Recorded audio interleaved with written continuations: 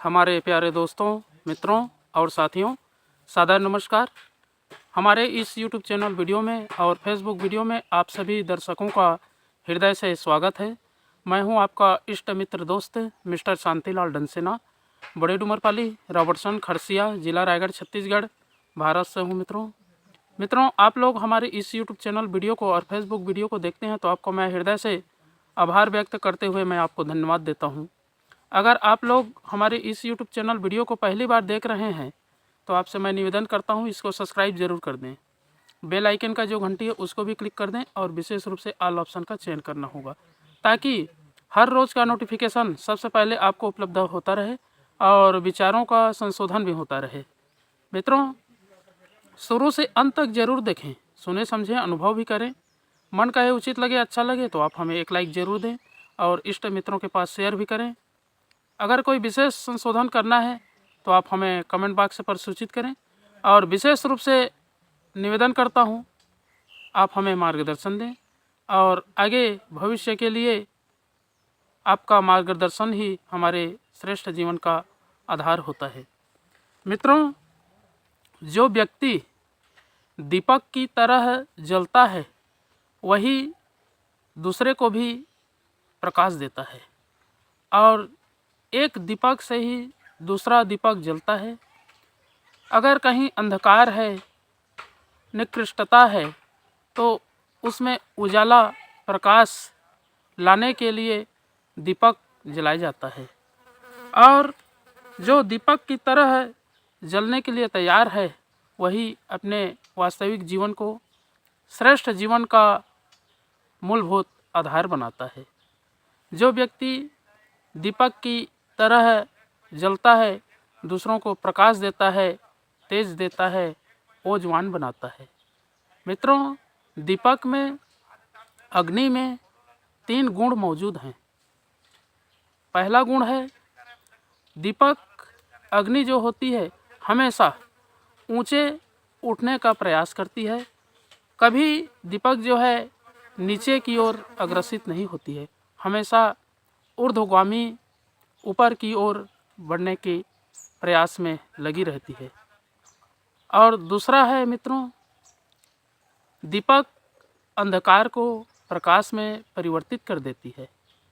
जो व्यक्ति का जीवन कुंठित है और विचलित अवस्था में है उसको प्रकाशित कर देती है, अंधेरा में उजाला भर देती है। तीसरा है मित्रों, अग्नि, चाहे उसमें आप कुछ भी डालें, यहाँ तक कि आप लौह को भी डालते हैं या लकड़ी डालते हैं या कोई सामग्री डालते हैं तो अपने समतुल्य बना लेती है, अपने में मिला लेती है, एक रूप बना देती है। मित्रों, इन सब चीज़ों का अवगाहन करने के लिए, संशोधन करने के लिए अपने आत्मा का परिशोधन करना पड़ता है। तब कहीं जा कर के ये सब दिव्यता, विभूति सब उपलब्ध होती है। ये सब अनायास भाव से अपने आप उत्पन्न होती है। जिस व्यक्ति के अंदर दीपक की तरह आत्मा पूर्ण रूप से उजागर होती है वह व्यक्ति जो है हर प्राणी को दिशा देता है और नया जीवन जीने की कला सिखाता है। मित्रों, जब तक हम दीपक की तरह जलते नहीं हैं, अपने आत्मा का परिशोधन करते नहीं हैं या सूक्ष्म जगत का अवलोकन करते नहीं हैं तो जीवन जो है अंधकार की ओर, नरक की ओर गतिमान होती है और उस नरकगामी अवस्था से ऊपर उठने के लिए अपने विचारों को, अपने भावों को, अपने जीवन को श्रेष्ठ मार्ग पर चलाना पड़ता है। तब कहीं जा कर के भविष्य का निर्माण होता है और उज्जवल भविष्य, दीर्घायु जीवन, स्वास्थ्य की अभिवृद्धि भी होती है। इसलिए मित्रों, अपने आप को दीपक की तरह बनाएं और जीवन पर्यंत तक उसको जलने दें, सद्विचारों के साथ, संघर्षों के साथ में और अनुदारता के रूप में अपने जीवन को परिलक्षित करें ताकि भविष्य का निर्माण अच्छे से अच्छा हो सके। आने वाले पीढ़ी, आने वाले भविष्य, आने वाले समय, आने वाले संतान उसको देख करके नया जीवन का प्लेटफार्म बना सके। इससे मित्रों जीवनचर्या, दिनचर्या और समय का सदुपयोग होता है। जब तक हम अपने अंदर सोया हुआ जो दैवत्व शक्ति है, दीपक है, उसको जलाते नहीं हैं, तब तक कुंठित अवस्था में ही पड़े रहेंगे। इसलिए मित्रों अपने आप को सावधानी पूर्वक विशेष धर्म के मार्ग पर अध्यात्म का अवलंबन करके आगे बढ़ना ही व्यक्ति का मूलभूत उद्देश्य और धर्म होना चाहिए। तभी जीवन की सार्थकता है और उसी में सज्जनता सन्निहित है। मित्रों इन सब चीज़ों का संशोधन आत्मा से होती है। परमात्मा का अंश है ये आत्मा। अगर इस आत्मा में संशोधन किया जाए, परिमार्जन किया जाए, जो परमात्मा का गुण है, तत्व है, वो इस आत्मा में मौजूद है। अगर हम इस आत्मा का स्फुरना, तत्व दर्शन, अध्यात्म की अभिवृद्धि करते हैं, तभी श्रेष्ठ गुणों का अभिवादन होता है और जीवन जो है पल्लवित, पुष्पित, श्रेष्ठ बनती है। तो मित्रों इन सब चीज़ों का संशोधन करने के लिए, परिमार्जन करने के लिए एक आधार है, वो है गायत्री महामंत्र।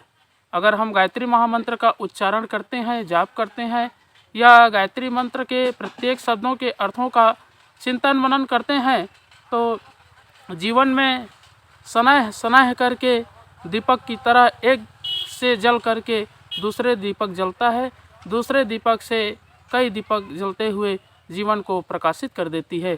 तो आइए मित्रों एक बार गायत्री महामंत्र और संपूर्ण के साथ में महामृत्युंजय मंत्र का उच्चारण मेरे साथ साथ में करने का भरपूर प्रयास करें। ओम भूर्भुवः स्वः तत्सवितुर्वरेण्यं भर्गो देवस्य धीमहि धियो यो नः प्रचोदयात्।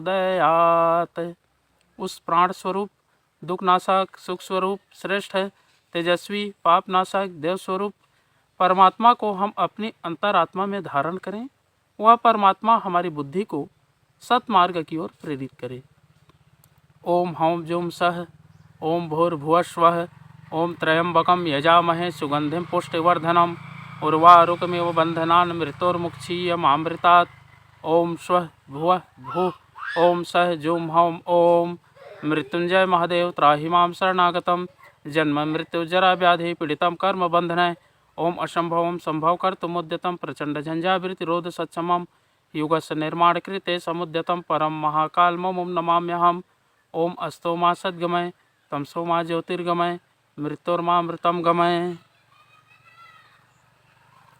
परम पूज्य गुरुदेव, वेदमूर्ति, तपोनिष्ठ, युग दृष्टा, युग प्रवर्तक, युग ऋषि पंडित श्री राम शर्मा आचार्य जी, परम वंदनीय माता जी भगवती देवी शर्मा जी और आद्य माँ गायत्री माता, धरती माता, भारत माता, प्रकृति, पर्यावरण, सूर्यदेव, महाकाल भगवान, सरस्वती माँ, लक्ष्मी माता, सभी ग्रह नक्षत्र, अखिल विश्व ब्रह्मांड के सभी देवी देवताओं के सूक्ष्म संरक्षण में जितने भी हमारे यूट्यूब चैनल के माध्यम से, फेसबुक के माध्यम से और व्हाट्सअप स्टेटस के माध्यम से वीडियो देख रहे हैं, सुन रहे हैं, समझ रहे हैं, ऐसे हमारे प्रिय आत्मीय, आदरणीय, सम्माननीय, परम हितैषी हमारे देवतुल्य भाइयों, देवी स्वरूपा माताओं, बहनों, आप लोगों को मेरा सादा प्रणाम।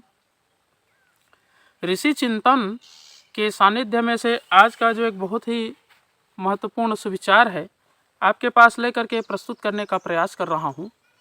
आज का सुविचार है मित्रों, जो दीपक की तरह जलने को तैयार हों।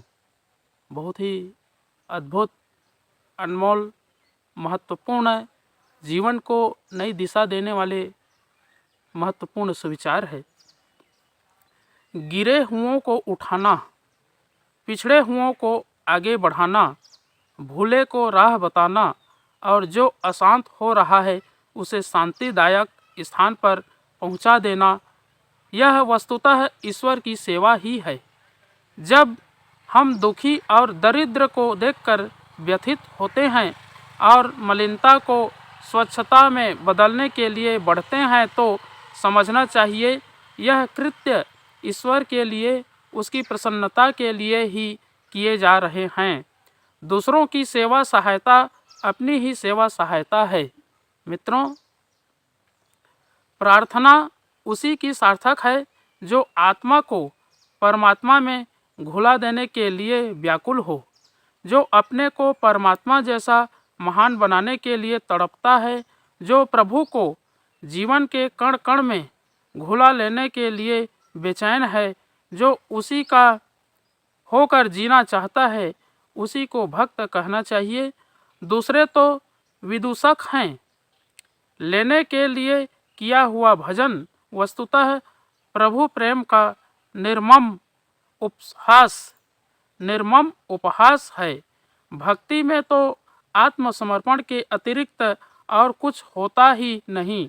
वहाँ देने की ही बात सूझती है, लेने की इच्छा ही कहाँ रहती है। मित्रों, ईश्वर का विश्वास सत्कर्मों की कसौटी पर ही परखा जा सकता है। जो भगवान पर भरोसा करेगा वह उसके विधान और निर्देश को भी अंगीकार करेगा। भक्ति और अवज्ञा का तालमेल बैठता कहाँ है। हम अपने आप को प्यार करें ताकि ईश्वर से प्यार कर सकने योग्य बन सकें। बहुत बहुत धन्यवाद मित्रों। अगली बार नए विचार लेकर के नए वीडियो के साथ में आपके पास फिर प्रस्तुत होंगे। सादर नमस्कार।